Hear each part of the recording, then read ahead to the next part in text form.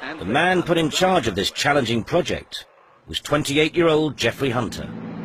He made regular appearances in many of the films that were made about the motorway. This job is different.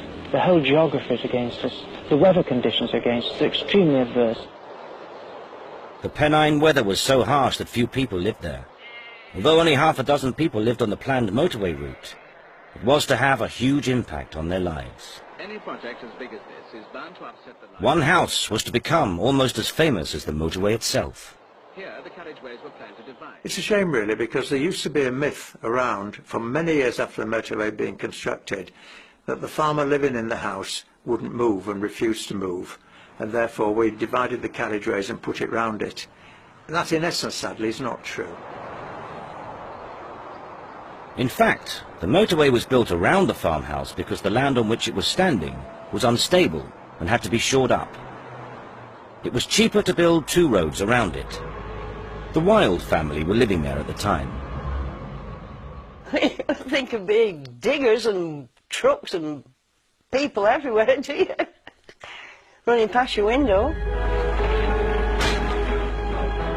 They come on with the ukes, have they? The big wagons full of stone, and every so often there'd be a bang and the quarry would go boom. They frighten you to death. Yeah, you never knew when they were going to be blasting. It must have been very difficult for the occupant, Mrs. Wild, at the time. The only time I ever met her was because of complaints of dust, and I could understand that problem. The haul roads, pounded by heavy vehicles, soon dissolved into fine dust that choked men and machines and reduced visibility to nil. You could not hang your washing out because they worked from 8 in the morning until 8 in the evening, 7 days a week.